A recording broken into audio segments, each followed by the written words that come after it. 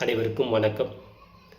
வருகின்ற ஜூன் 21ஆம் தேதி 2026 உலகமெங்கும் 12வது சர்வதேச யோகா தினத்தை கொண்டாட இருக்கிறாங்க.